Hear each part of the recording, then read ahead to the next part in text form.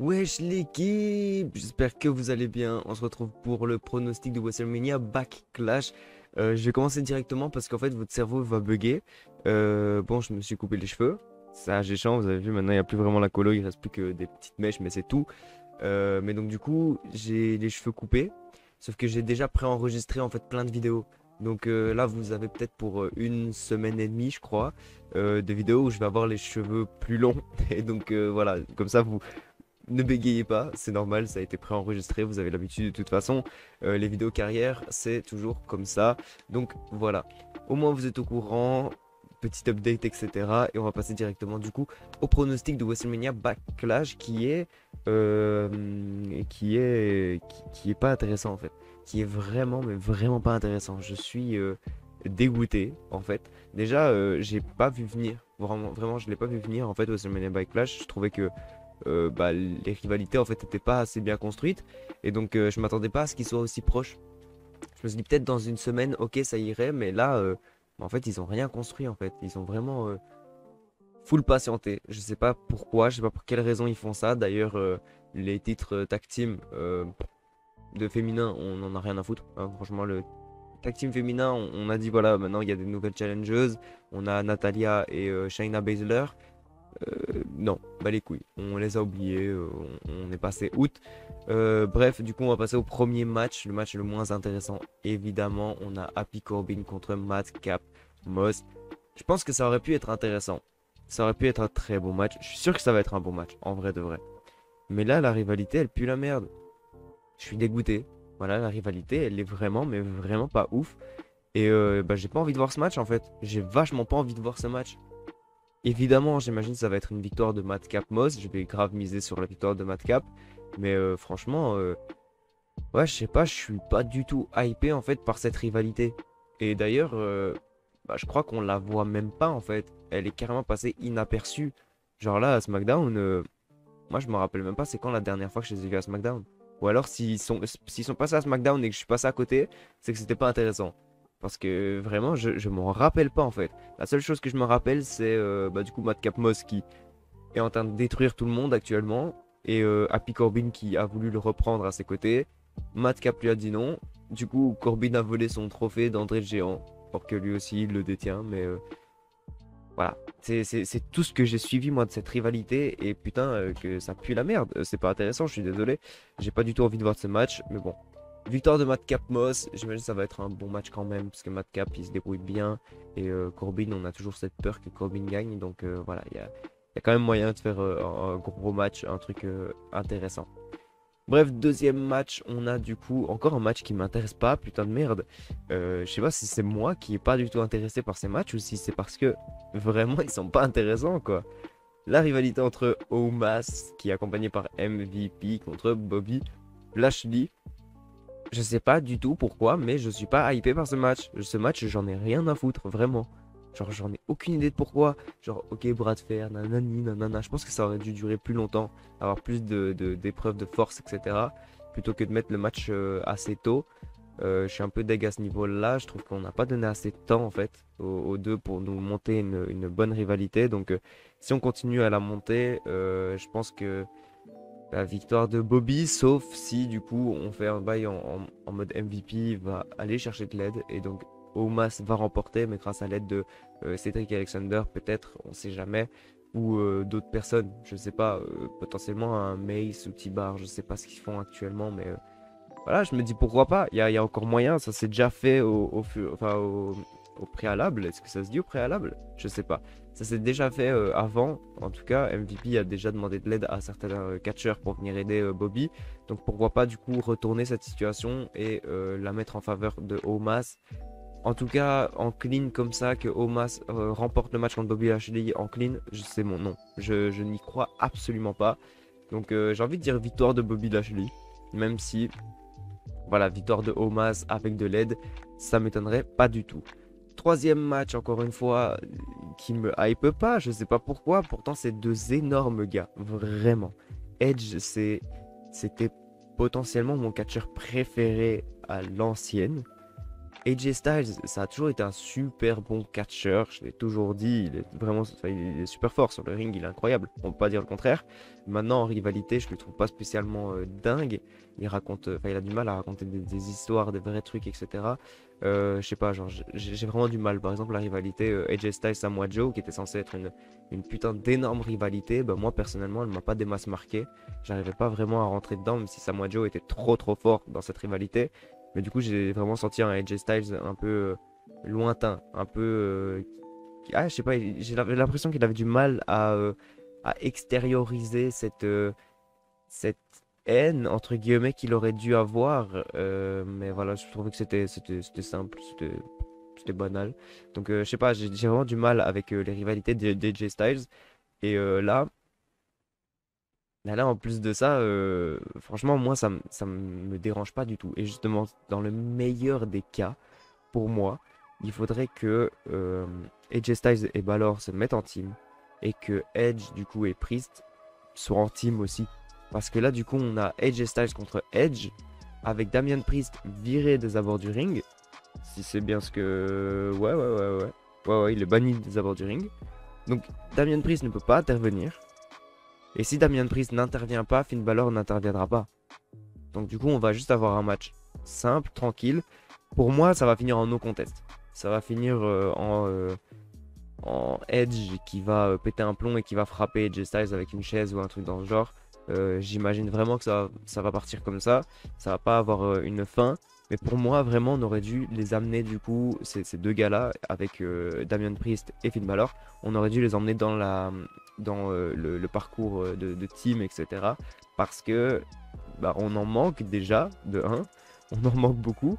Et parce que c'est toujours le même, hein. Franchement, Eric Pro, Street Profit, maintenant on a la Alpha Academy, mais voilà, même du côté des Usos, il n'y a plus personne en fait, du côté de SmackDown.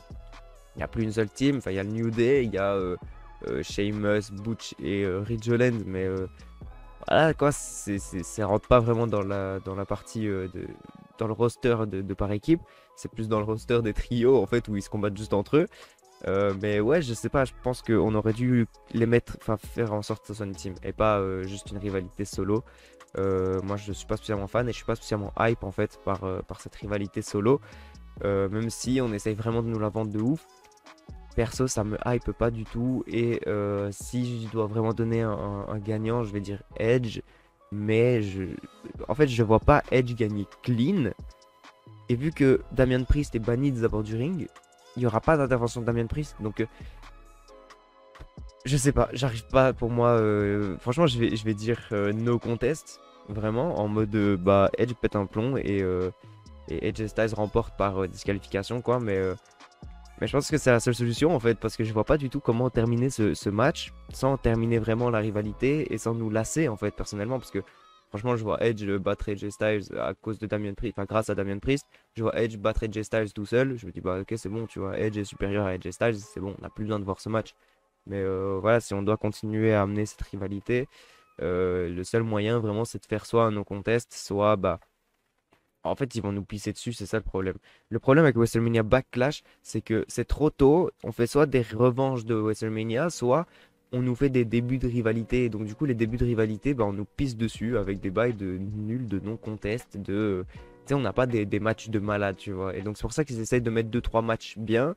Parce que le reste, franchement, c'est vraiment là. Bah voilà, on est à la moitié du coup du show annoncé. Donc, j'imagine que ça sera la carte officiel, il n'y aura pas d'autres matchs qui vont venir entre. Mais voilà, la moitié de la carte, elle sert à rien du tout.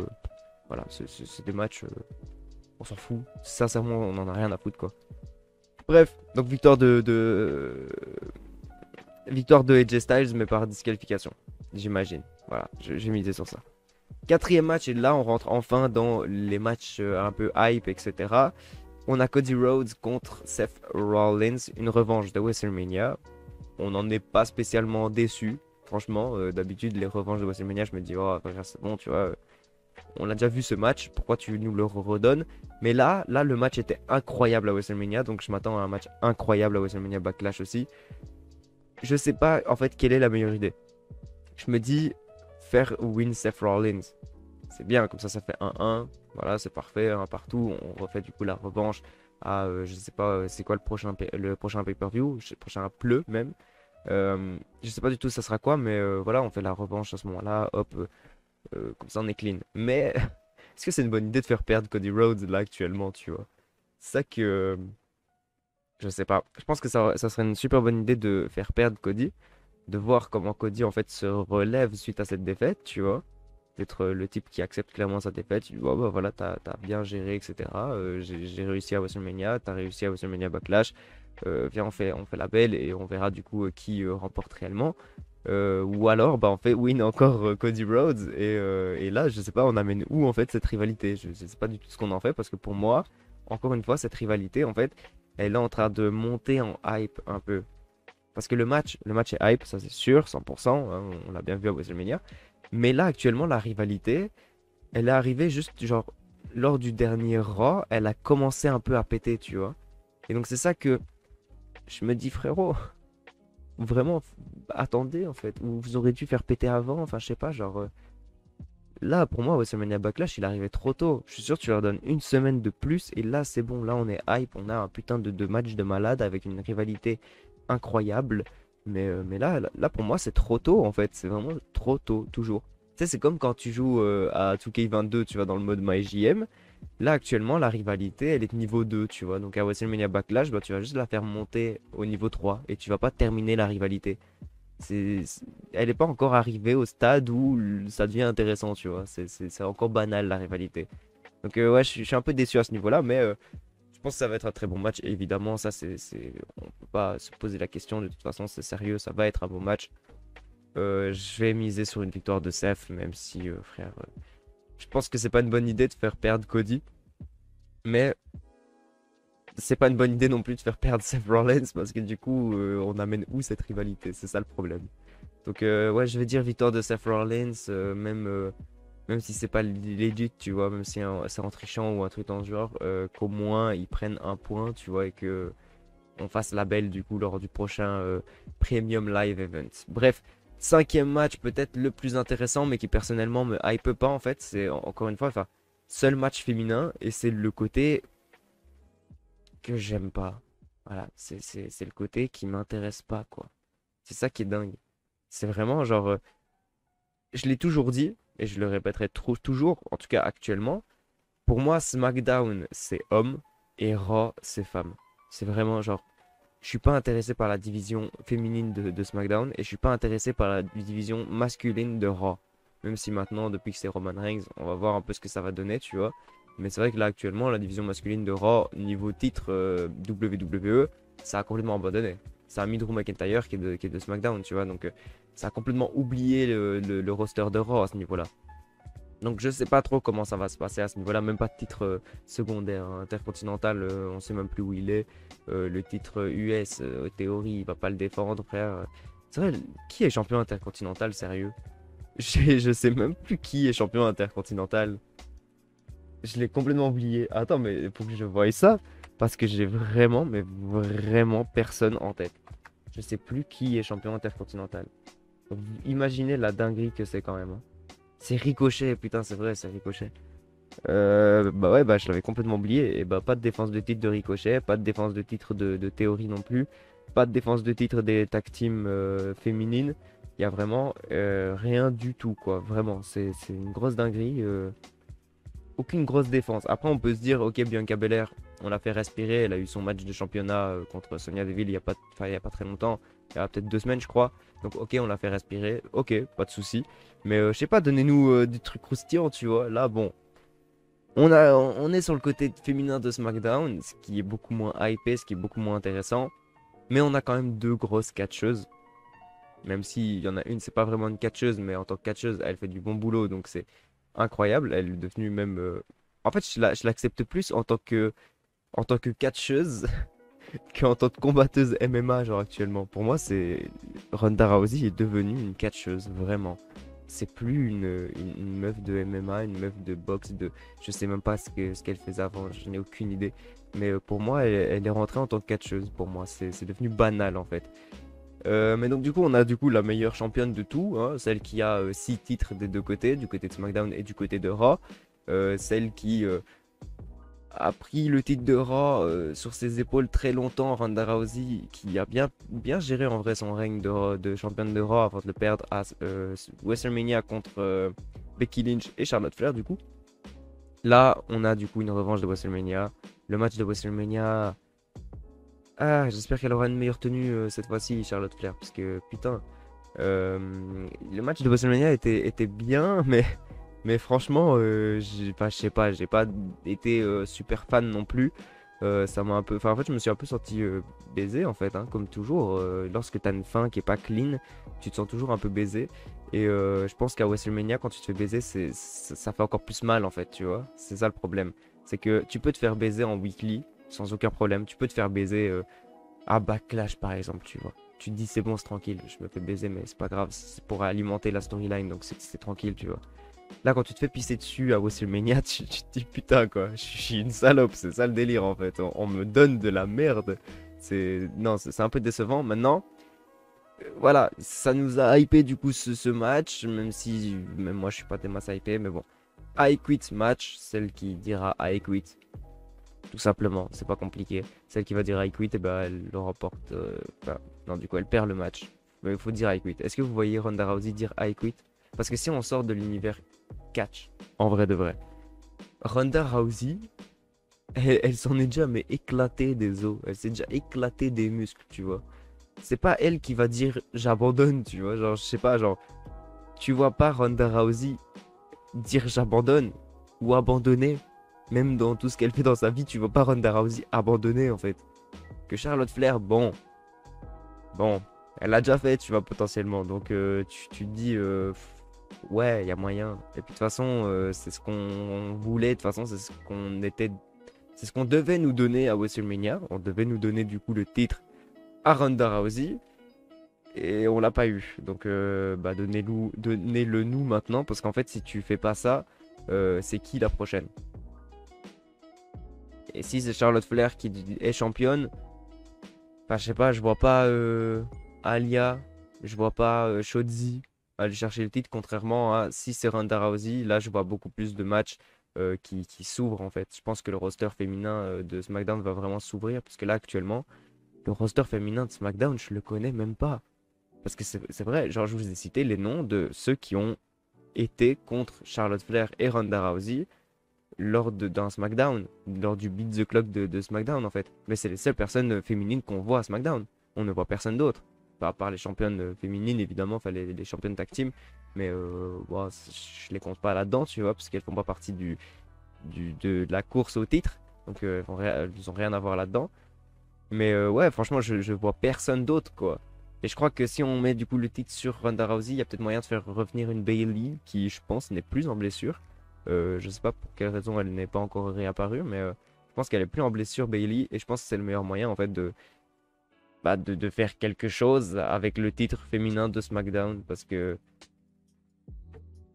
là franchement je vais pas vous mytho, ça fait je sais pas combien d'années que enfin d'années non, je suis méchant si je dis années, mais vous savez quoi, je vais rechercher pour voir ça fait combien de jours qu'elle possède le titre Charlotte Flair là actuellement. Charlotte Flair, tac, on va voir Women's Champions. Ça fait 196 jours. 196 jours qu'elle est championne de SmackDown et elle a défendu son titre 2 fois. Elle a défendu son titre contre Toni Storm et contre Ronda Rousey à WrestleMania. C'est les seuls matchs qu'elle a eu en 196 jours.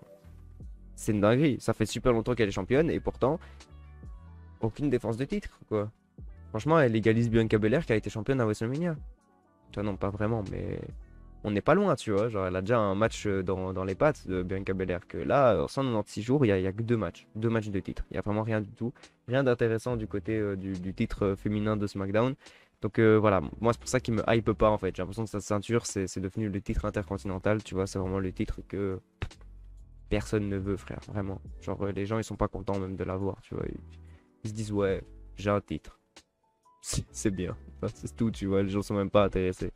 Bref, je vais dire victoire de Ronda Rousey, parce que de toute façon, tout le monde va miser sur une victoire de Ronda Rousey. On va passer du coup au main event, le match potentiellement le plus intéressant, celui qui me fait cliquer sur WrestleMania Backlash, le fameux match entre les RK Bro et Drew McIntyre contre la Bloodline.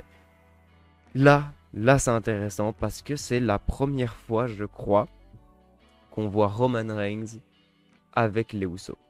C'est la première fois qu'on le voit, en tout cas à la télé, parce que je sais bien qu'en Dark Match ça s'est déjà fait, mais à la télé c'est la première fois qu'on voit Roman Reigns aux côtés des Usos. Je pense qu'il n'a jamais combattu encore dans un seul match.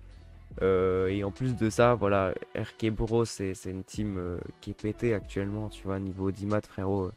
Ça fait vendre Randy Orton, il a son must là actuellement, il a jamais été aussi populaire de toute sa vie, le mec. Celui qui a toujours été dans l'ombre de John Cena, là maintenant qu'il n'y a plus de John Cena, il est dans l'ombre de personne et il brille tellement mieux, c'est une dinguerie. Et Drew McIntyre qui est en programme d'attente depuis 3 ans, voilà, là il a enfin son petit moment.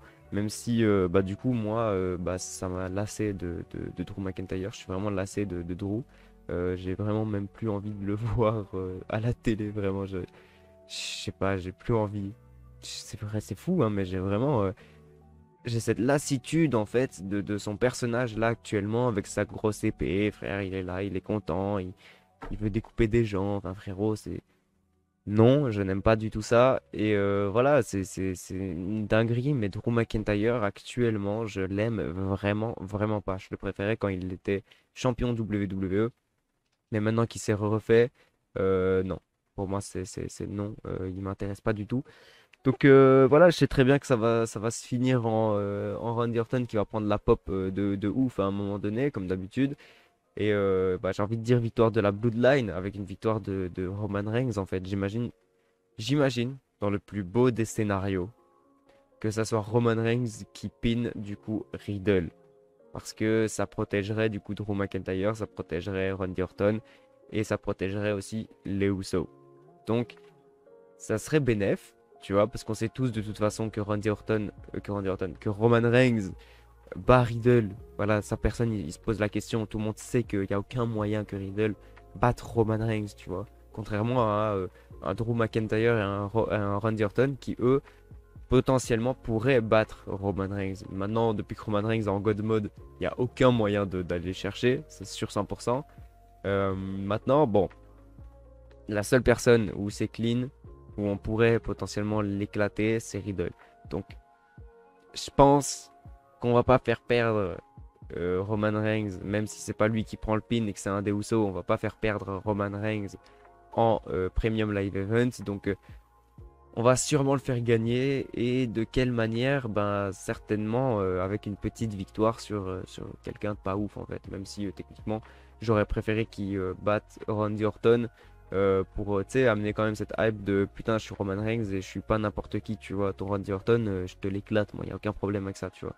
Ce qui amènerait une grosse hype sur Drew, tu vois, avec un gros face-off de fin, j'imagine. Je pense que ça aurait pu être et ça peut être une grosse dinguerie, tu vois. Maintenant, est-ce qu'ils vont faire ça? Je suis pas sûr. J'ai peur, j'ai vachement peur qu'ils fassent ça, mais s'ils font ça, je suis dégoûté pour Roman Reigns, mais s'ils font une victoire de Randy Orton sur un des Usos, je serais dégoûté. Je serais vachement dégoûté. Je me dirais, oui, ok, c'est bien, ça fait une grosse pop et tout, c'est intéressant. Maintenant, les gars, c'est la Bloodline en fait. C'est Roman Reigns, c'est le God Mode. C'est le mec qui est intouchable. Il est impossible à prendre, vraiment. Genre, Actuellement, Roman Reigns est le plus gros titan. Il est là avec ses 2 titres, frérot. Même si Randy Orton a les 2 titres, qui en partagent quand même un avec Riddle, c'est pas la même chose, tu vois, c'est pas le même level, tu vois, c'est vraiment, non, Roman Reigns, il a cette prestance de ouf, et beaucoup de personnes pensent, enfin, aimeraient en tout cas, ou se disent que ça va certainement se faire, c'est possible que ça se fasse, mais que du coup les 2 titres partent en même temps. S'ils font ça, je suis dégoûté. J'ai vraiment pas envie que les 2 titres passent demain, en fait. Je sais pas, ça a déjà été fait, hein. Je me rappelle de Daniel Bryan, de Cena, Orton d'ailleurs, qui a possédé aussi les 2 titres à un moment donné. Mais j'ai pas envie, j'ai vachement pas envie en fait. Parce que j'ai peur que Roman Reigns perde sa hype sans titre en fait. J'ai peur de voir comment se relève Roman Reigns lorsqu'il perdra ses titres, tu vois. J'ai vraiment cette peur de ouf. Je sais pas ce qu'ils vont en faire. Est-ce que. Parce qu'on sait que il y a cette transition aussi quand même avec le circuit Hollywood qui est réfléchi en tout cas actuellement par la WWE, donc potentiellement qu'on va avoir un Roman Reigns sur des terrains d'Hollywood, tu vois, sur le terrain des tournages de films, etc. Il y a grave moyen, hein, vraiment, il y a grave moyen et ça va certainement se faire de toute façon puisque Roman Reigns actuellement est la top star de la WWE. Donc ça va arriver, c'est sûr 100%. Mais j'ai peur du coup de le perdre. J'ai vachement pas envie de perdre Roman Reigns comme un John Cena, comme un The Rock, comme tout ce que tu veux. J'ai vachement, mais vachement peur de perdre Roman. Et donc j'ai pas envie qu'il perde les deux titres. S'il peut perdre un titre, ça m'arrange, tu vois. Un titre, c'est bien, au moins ça amène de la hype aussi à un autre endroit, tu vois, parce que les titres, pour moi, je trouve ça super intéressant. Et réunification, etc., je suis pas du tout d'accord avec ça, moi. Je trouve ça dégueulasse et inutile, tu vois. Là, actuellement, bah, on sait que la division par équipe, elle est très, très, très, très, très légère du côté de la WWE, même du côté de Raw et de SmackDown. Des deux côtés, c'est un peu léger. Si maintenant on réunifie les titres, il n'y aura plus qu'un titre, donc ça veut dire un challenger. Et du coup, bah, il n'y a que deux équipes qui vont briller, du coup. Comme on le fait là actuellement avec RK Bro et les Usos. Alors qu'en vrai de vrai, si on sépare ces deux côtés-là, bah, il y a quatre teams qui peuvent briller, tu vois. Les Usos contre quelqu'un, RK Bro contre quelqu'un. Et donc, ça fait briller plus de titres, ça fait briller plus de personnes et plus de hype, contrairement à des matchs qu'on s'en bat les couilles contre Omos et Bobby Lashley, tu vois, ce genre de choses. Donc voilà, moi je suis pas du tout pour le fait de réunifier tous les titres, etc. Maintenant, c'est vrai que quand tu regardes Roman Reigns, là, il a une de ses prestances de ouf, il a un charisme de malade. Tu peux que le kiffer, tu vois, c'est obligatoire. Même si c'est un gros heel, t'es obligé de le kiffer, tu vois, y a pas de choix. Mais donc, ouais, je vais miser sur une victoire, victoire de Roman Reigns, victoire de la Bloodline. Et on va du coup terminer cette vidéo pronostic ici. Merde, je baille. On va terminer du coup. What? Ça a craqué. On va terminer du coup la vidéo pronostic ici. J'espère que cette vidéo vous aura plu. Mettez un like. Si vous êtes hypé sur par rapport à WrestleMania Backlash, dites-le moi. Parce que moi je suis pas du tout hypé. Je sais pas, est-ce que c'est mon problème? Est-ce que c'est de ma faute? Ou est-ce que c'est réellement pas intéressant WrestleMania Backlash là actuellement? Je sais pas. Dites-moi dans les commentaires évidemment. Abonnez-vous si c'est pas déjà fait. Et puis sur ce, moi je vous dis